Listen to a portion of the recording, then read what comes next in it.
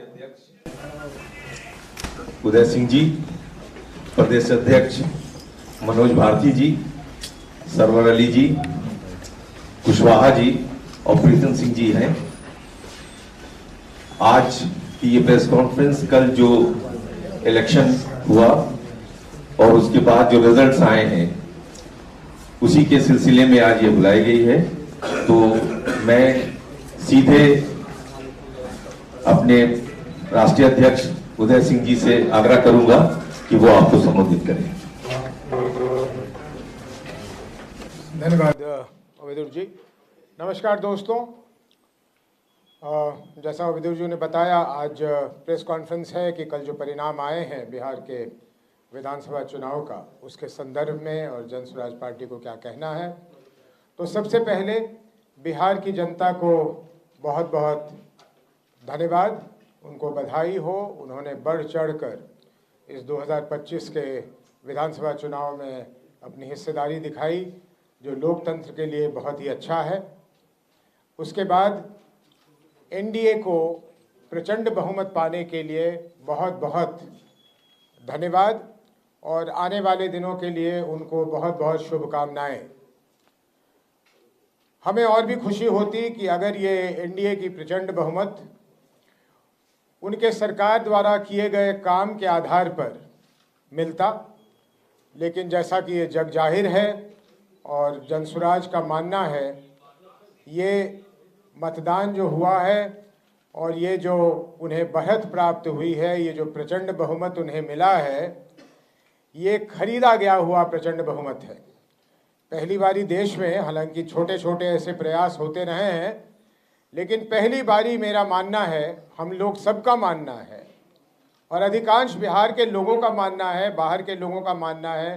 आप तमाम अखबार के अगर एडिटोरियल्स पढ़िए तो आपको पता लगेगा कि 21 जून के बाद इस सरकार ने चुनाव के होते होते तक करीब करीब 40,000 करोड़ रुपए, जरा ये आंकड़ा याद रखिएगा और एनडीए वालों से पूछिएगा, 40,000 करोड़ रुपए खर्च करके ये बहुमत प्राप्त किया है और जनता के पैसे से जनता की वोट खरीदी गई और बिहार के भविष्य को बेचा गया। ये जो पैसे खर्च हुए हैं, इसको वहन करने की शक्ति बिहार के अर्थव्यवस्था में नहीं है और इस कारण जहां आवश्यक खर्च करने थे सरकार के पास, अब राशि नहीं बचेगी, न शिक्षा को सुधारने के लिए, न स्वास्थ्य को सुधारने के लिए, न यहाँ पे इंफ्रास्ट्रक्चर बनाने के लिए। पलायन वलायन रोकने की बात तो खैर ये ऐसे ही कर रहे थे जनसुराज के कारण, लेकिन बिहार के अर्थव्यवस्था की जो इन्होंने स्थिति कर दी है, यहाँ तक, और इसका मेरे पास अभी क्योंकि कागज़ नहीं आया है, मैं इस पर बहुत नहीं बोलूँगा, लेकिन मैंने सुना है कि विश्व बैंक से जो इन्हें किसी प्रोजेक्ट के लिए कर्ज मिला था, उसके भी 14,000 करोड़ रुपए उन लोगों ने ये कैश ट्रांसफ़र पे लगाया है। तो इस हालत में बिहार की जनता, जो सब लोग जानते हैं, मजबूरी में रहती है, गरीबी में रहती है, उसके लिए इतना बड़ा जो पैसा मिला तो उसको लगा कि ये वरदान है और इस कारण से मेरे समझ से, जनसुराज की समझ से और सोचने वाले लोगों के समझ से प्रचंड बहुमत का यही कारण है। अब हम लोगों का मांग है एनडीए से कि उनके जो भी मुख्यमंत्री बने, वो उनके कार्य क्षेत्र की बात है, मुझे उसमें कुछ नहीं कहना, लेकिन हम ये आशा करते हैं, ये हमारी मांग है कि एक साफ सुथरी सरकार बने जिसमें भ्रष्ट और दागी मंत्री की जगह न मिले। जो पिछला कैबिनेट था या अभी भी चल रहा है, शायद वो ने इस्तीफा नहीं दिया है, उसमें जिस तरह के लोग थे उस तरह के दागी लोग ना हो और बिहार की चिंता करके, जो आदरणीय प्रधानमंत्री जी और नीतीश जी ने कई बार दोहराया, उन्होंने करीब करीब वही बातें दोहराई जिसको शुरू जनसुराज ने किया, जिस पे जनसुराज अडिग है। ये शायद प्रधानमंत्री जी ने कहीं पलायन की भी बात की कि पलायन के लिए वो कुछ करेंगे, कुछ फैक्ट्री लगाने की बात की है। इन सारी चीज़ों को उन्हें तत्परता से करनी चाहिए। जनसुराज की पूरी निगाह उन चीज़ों पे लगी रहेगी। जहाँ तक जनसुराज का सवाल है, जिस संकल्प के साथ, जिस दृढ़ता के साथ हम शुरू हुए थे 1 साल 1 महीने पहले एक पार्टी के रूप में, वो दृढ़ता, वो संकल्प बिहार के लोगों को उसी तरह दिखेगा, बिना किसी परिवर्तन के। और हम जिस तरह से सरकार की नाकामियों को और सरकार के भ्रष्टाचारों को उजागर करते रहे हैं, भ्रष्टाचारियों को, वो हमारा सिलसिला वैसे ही चलता रहेगा, अनवरत चलता रहेगा। यूपीए को या महागठबंधन को बहुत ज़्यादा सफलता नहीं मिली है। पहले भी जब उनके पास इससे अधिक संख्या में लोग थे तो एक विपक्ष की भूमिका वो नहीं निभा रहे थे। इसलिए जनसुराज का ये मानना है कि हमें हालांकि विधानसभा में बैठने की जगह नहीं मिली, लेकिन फिर भी बिहार में एक स्ट्रांग विपक्ष के रूप में आप जनसुराज को ही पाएंगे। सरकार के हर कदम को बड़े बारीकी से हम लोग देखेंगे, उसका विश्लेषण करेंगे। बिहार के लिए, बिहार की जनता के लिए उसके क्या लाभ हैं या क्या नुकसान है, उसको हम उजागर करते रहेंगे और आप लोगों से मुखातिब होते रहेंगे।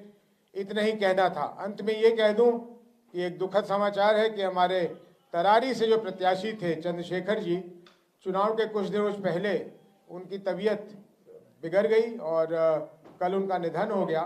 हम सब की तरफ से उनको श्रद्धांजलि है, उनके परिवार के साथ हम खड़े हैं। तो यही कहने के साथ बात खत्म करता हूं मैं अपनी। मुझसे कोई प्रश्न हो तो पूछ लीजिए। उसके बाद मुझे क्योंकि जाना है तो हमारे प्रदेश अध्यक्ष जी रहेंगे आपके बाकी प्रश्नों का उत्तर देने के लिए। प्रशांत किशोर राजनीति छोड़ रहे हैं, उन्होंने कहा था कि राजनीति छोड़ देंगे अगर एक जदयू को 25 सीट नहीं आ जाएगी तो। आप लोग समझदार लोग हैं, ये हमारा मानना है। आप वो तिथि याद कीजिए जब प्रशांत जी ने कहा था कि 25 सीटें नहीं आएंगी तो छोड़ देंगे। उसके बाद जिस तिजोरी खोलने की, जिन पैसों के बरसात की मैं बात कर रहा हूँ, जिससे ये पूरा चुनाव प्रभावित हो गया, तो जब पूरा चुनाव प्रभावित होगा तो वो 25 सीटें बढ़ेंगी, ये बहुत आसानी से लोग समझ सकते हैं। इसलिए उनको, जब प्रशांत जी आपके सामने आएंगे, ये प्रश्न आप उनसे पूछ सकते हैं। मैं उनका स्पोक्स पर्सन नहीं हूँ, आप उनसे पूछ लीजिएगा। लेकिन मेरी समझदारी ये कहती है कि जिस समय में जेडीयू की और एनडीए की वो हालत थी, उस समय में प्रशांत जी ने 25 सीटों की बात की थी और मैं अभी भी मानता हूं कि उस समय उन्होंने वो ठीक बात की थी। लेकिन उसके बाद के जो घटनाक्रम हुए हैं, उसके बाद जो चीज़ें हुई हैं, उसके बाद जो वोट खरीदने की बात हुई है, तो 25 सीटों पे वो नहीं रुका। लेकिन फिर भी इसका उत्तर अगर और आपको विस्तार से चाहिए तो प्रशांत जी से पूछिएगा।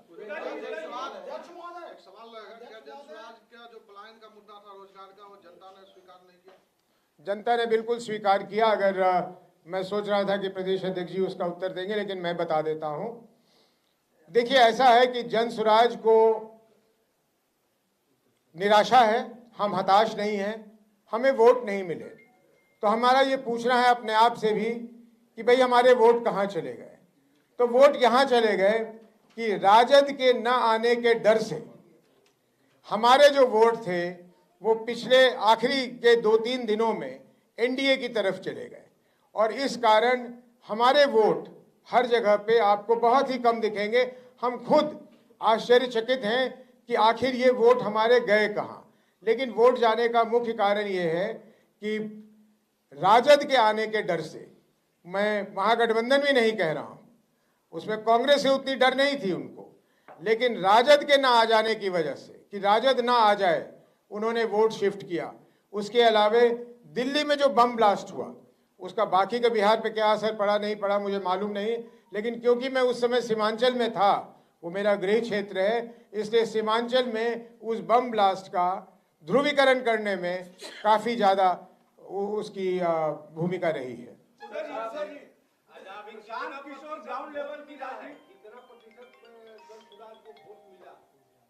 हमें इलेक्शन कमीशन के अनुसार हमें 4% से कम वोट मिला है और ये आश्चर्यजनक है क्योंकि हम किसी भी तरह से गिन रहे थे तो हमें 15% से अधिक वोट मिलना चाहिए था, लेकिन वो वोट नहीं मिला। क्यों नहीं मिला, इसकी हम अंदर चर्चा करेंगे और कोई ना कोई नतीजे पे पहुंचेंगे। लेकिन प्रथमदर्शी यही दिखता है कि राजद ना आ जाए, इस डर से हमारे जो वोट थे वो एनडीए की तरफ शिफ्ट हुआ। हमेशा ग्राउंड लेवल की नेताओं से राजनीति करवाते रहे, क्या बिहार के ग्राउंड लेवल की राजनीति को करने में उनसे चूक हुई? बिल्कुल नहीं चूक हुई। देखिए, जब कोई किसी को विफलता हाथ लगती है तो आलोचना करने वाले बहुत आ जाते हैं, लेकिन हम लोग का नहीं मानना कि हम लोगों ने कोई गलती की है, न मुद्दों को उठाने में, न मुद्दों को लोगों तक पहुंचाने में, न उनको ये समझाने में कि बिहार का बदलाव करना अति आवश्यक है।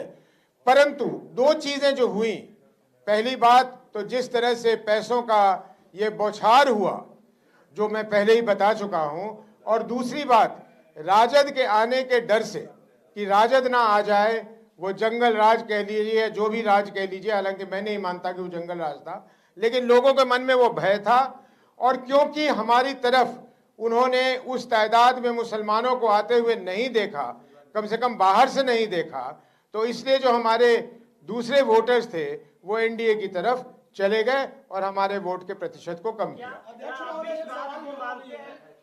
ये सवाल है कि जिस तरह से आप बिहार को नई पद्धति राजनीति की बताने निकले थे, कई बार जो पदयात्रा भी हुआ कई वर्षों से, तो क्या अब आपको लग रहा है कि फिर से जनसुराज को पुरानी किताब पढ़ने की जरूरत है बिहार की राजनीति? बिल्कुल नहीं, हमने पुरानी किताब बंद भी कर दी है, शायद जला भी दिया है।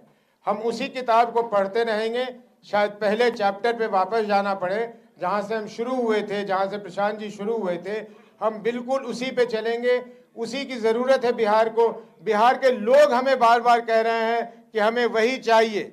इसलिए एक घटना, क्योंकि एक चुनाव में हमारे साथ ये हुआ है या बिहार के लोगों ने अपने साथ ये किया है, वो तो समय बताएगा, लेकिन हम कहीं से भी बदलने वाले नहीं हैं। जिन मुद्दों पे हम चले थे उन्हीं मुद्दों पे पूरी दृढ़ता और संकल्प के साथ उन्हीं मुद्दों पे बढ़ते रहेंगे। क्लीन बोल्ड होने का रीजन क्या हुआ, समीक्षा तो अभी तक नहीं किए होंगे, लेकिन 243 में एक भी सीट नहीं ला पाए। बिल्कुल, हमने पहले कहा था कि या तो हम 243 में 200 सीटें लाएंगे या शून्य होंगे। आप मेरी बात सुन लीजिए, मेरी बात को याद कर लीजिए, प्रशांत जी की बात को याद कर लीजिए। हम जानते थे कि इसकी संभावना है। जिस लीप ऑफ फेथ की बात एक बार नहीं दर्जनों बार प्रशांत किशोर जी ने किया है, वो लीप ऑफ फेथ क्या था? कल लीप ऑफ फेथ नहीं हुआ। 6 तारीख को और 11 तारीख को वो लीप ऑफ फेथ बिहार की जनता ने नहीं किया। बिहार की जनता ने एक तो कुछ ये पैसों की वजह से जो भी कहिए कि लालच में आ गए या उनकी जरूरत थी या जो भी था, और हमें खुशी है कि उनको मिला है, गैर जिम्मेदार तरीके से मिला है। बिहार की अर्थव्यवस्था को तोड़ने का ये एक नया तरीका है, लेकिन जनता को पैसों की आवश्यकता थी, जनता को पैसे मिले, हमें खुशी है। लेकिन इस कारण हमसे कहीं भूल नहीं हुई। 3 साल में जमीन पे तब क्या काम किया जब जनता कन्वर्ट हो गई पैसे को लेके? तो अब ये कहना बड़ा मुश्किल है और इस पे टिप्पणी ना करूं तो अच्छा है। क्या आप भी इस बात को मानते हैं कि प्रशांत जी तमाम बड़े पार्टी को जितवाने का दावा करते रहे हैं, जब खुद लड़े तो क्या प्रश्न जब खड़ा हो रहा है कि अब खुद तो एक सीट भी नहीं लेकर आ पाए, जमानत नहीं बचा पाए? सर, वोटर एडिशन डिलीशन कितना बड़ा मुद्दा है, क्योंकि इंडिया गठबंधन के तमाम जो बड़े लीडर्स हैं मान रहे हैं कि वोट चोरी हुई है। आपको लगता है? जनसुराज का ये मानना नहीं है। जनसुराज का मानना है कि अगर 42 लाख लोग वोटर्स कटे हैं और उसमें ऑब्जेक्शन सिर्फ 4 लाख लोगों ने दिया है, तो मोटे तौर पे जो इलेक्शन कमीशन ने किया होगा वो ठीक किया होगा। मृत लोग हुए होंगे या जो लोग हमेशा के लिए बिहार से चले गए, तो 42 लाख लोग कट गए, तो इससे जनसुराज को कोई आपत्ति नहीं है। और ये कहना कि इसकी वजह से एनडीए जीत गई या महागठबंधन हार गई या जनसुराज को 0 सीटें आ गई, ये बिल्कुल निराधार है, इसका कोई मतलब नहीं है।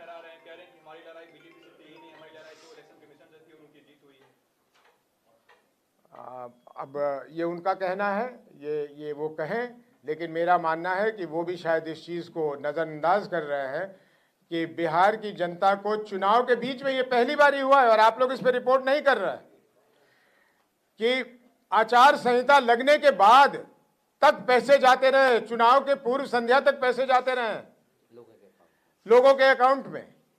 जिस महिला को 500 रुपए के लिए वो कुछ भी बेचारी करने के लिए तैयार हो जाती है, दिन भर काम करती है, उसके खाते में अगर 10,000 रुपए आ जाएं और उसको मालूम है कि ये दोबारा मिलने वाला नहीं है, तो वो तत्कालिक रूप से तो वो वोट देगी ही।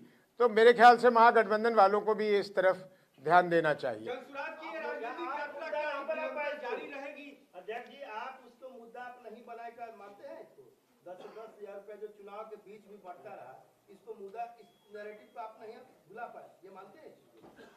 नहीं, हमें भुनाने की जरूरत नहीं थी। हम तो एक तरह से देखिए, चुनाव जीतना हारना ही सब कुछ नहीं होता। बिहार के लोगों को फायदा हो, हम इसके पक्ष में हैं। अगर हम 2,000 रुपए का मुद्दा नहीं उठाते तो 1,100 रुपए का पेंशन नहीं होता। हम लोगों का ये कहना है कि यही चीजें करने का एक जिम्मेदार तरीका हो सकता था। इस तरीके से बांट देना, खजाने को खोलकर, ये गलत है। इसलिए इसको भजाने की कहां इसमें ये है। हम तो कह रहे हैं कि वो 2 लाख रुपए तुमने देने, अब दो, अब दिखाओ 2 लाख रुपए देकर कहां से दोगे, कैसे दोगे, तुम्हें राजस्व लाने का क्या तुमने योजना बनाया है, उसकी बात करो। आपका क्या प्रश्न था मनोज जी?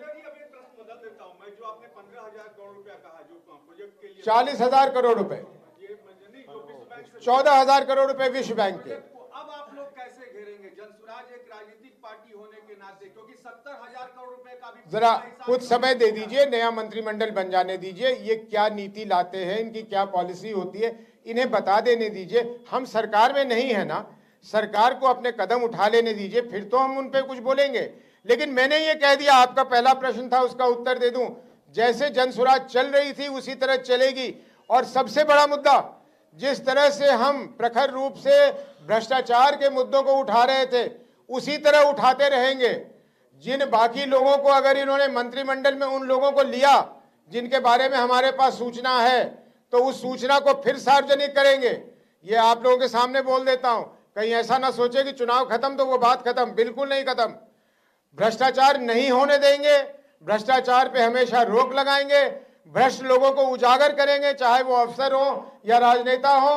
ये जनसुराज निरंतर करती रहेगी। विपक्ष रहा नहीं, क्योंकि उतनी सीटें ही नहीं आई है, 10% के लायक विपक्ष नहीं रहा। क्या जनसुराज विपक्ष है, विपक्ष जीवित है। अभी भी अगर देखिएगा तो 50% वोट एनडीए को नहीं मिला है, इसलिए विपक्ष है। बिहार में लोग विपक्ष की भूमिका निभाएंगे और जनसुराज बाखूबी इस को निभाएगा। मेरा एक सवाल है आपसे, जिस प्रकार से प्रशांत किशोर शराबबंदी की खिलाफत कर रहे थे, क्या लगता है आधी आबादी ने इस कारण से भी आपको नकार दिया? बिल्कुल नहीं, शराबबंदी के पक्ष में सारी महिलाएं थी और इसका मैं व्यक्तिगत रूप से आपको कई उदाहरण दे सकता हूं कि महिलाओं ने कहा कि इसको जल्दी खत्म कीजिए, ये हमारे लिए अभिशाप है।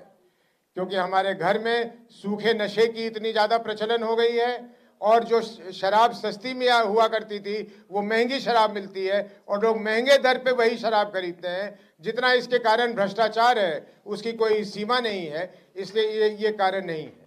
और मुस्लिम वोट बैंक की राजनीतिक हिस्सेदारी की लगातार बात की, भागीदारी की, ऐसे में क्या लगता है मुस्लिम समाज ने जनसुराज को पूरी तरह से नकार दी? मुझे लगता है कि मुसलमानों को पूरी बात हमारी समझ नहीं आई और जिस तरह से हम उन्हें अपनाना चाहते थे, जिस तरह से हमने अपने दरवाजे खोले थे उनके लिए, उन्होंने उसको अभी स्वीकार नहीं किया तत्कालिक रूप से।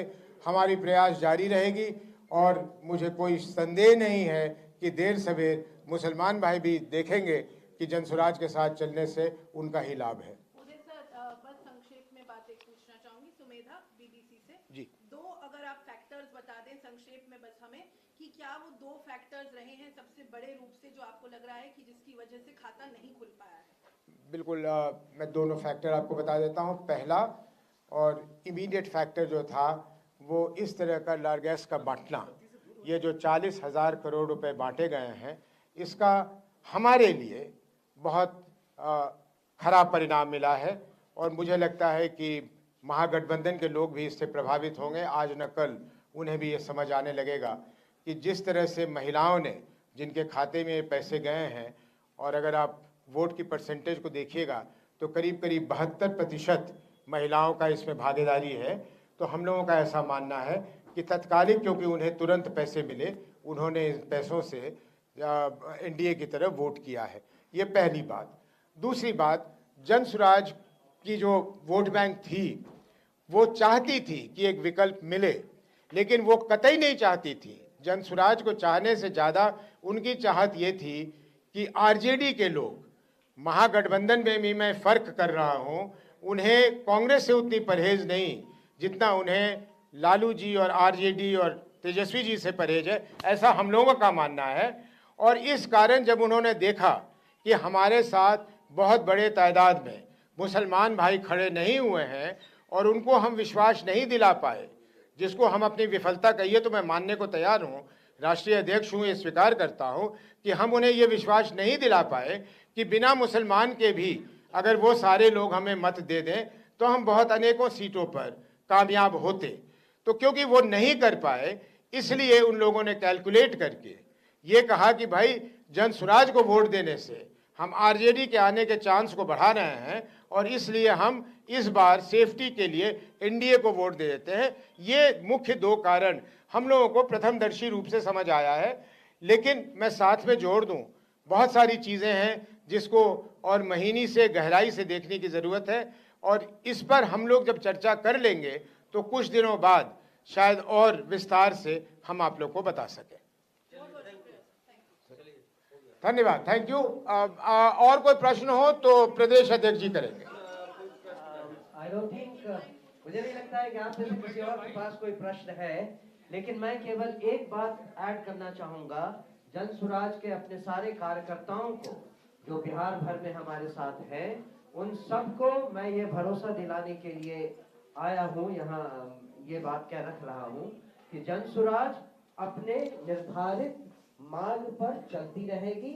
हम उनसे बहुत जल्दी ही वापस वैसे ही कनेक्ट होंगे जैसे हम उनके साथ थे और अपने संगठन को मजबूत करने के लिए और आगे बढ़ाने के लिए उनके सहयोग की हमेशा आकांक्षा रखते रहेंगे। तो आप सबका बहुत बहुत धन्यवाद, हमारे कार्यकर्ताओं का बहुत बहुत धन्यवाद और आप सब महानुभावों का यहाँ प्रेस कॉन्फ्रेंस में आने के लिए भी बहुत धन्यवाद। अध्यक्ष, एक छोटा सवाल है। इस तरह से सत्ताधारी दल ने लगातार 10-10 हजार रुपया मार्च करके 1,61,00,000 महिलाओं को दिया पैसा। क्या आने वाले समय में जो भी चुनाव है अन्य प्रदेशों में जहाँ सत्ताधारी दल एनडीए है तो जो भी हो, वो भी अगर इस तरह के ट्वीट अपनाते हैं तो कहीं न कहीं तो विपक्ष को इसका खामियाजा भुगतना पड़ेगा। इसको लेकर जनसुराज क्या करें? आपका सवाल दूसरी तरह से होना चाहिए था। आपका सवाल ये होना चाहिए था कि अगर सत्तारूढ़ दल अपने अधिकारों का इस तरह से दुरुपयोग करे तो क्या न्यायालय को इसका संज्ञान लेना चाहिए या नहीं लेना चाहिए? इलेक्शन कमीशन को और न्यायालय को। और ये काम जितना हमारा है उतना आप सब का भी है। आप सब भी अगर इस बात को उठाएं तभी जनतंत्र और गणतंत्र सुरक्षित रह सकता है। और एनडीए वाले क्यों, जो सरकार जहां है वो करेगी। जो भी सरकार है, हर सत्तारूढ़ दल के बारे में हमने कहा, हर सत्तारूढ़ दल इस तरह से अगर अपने अधिकारों का दुरुपयोग करने लगे और सारे नियम कानून की धज्जी उड़ाने लगे तो जनतंत्र ज्यादा दिन तक जिंदा नहीं रह पाएगा। इसके जिम्मेदार हम भी हैं, आप भी हैं।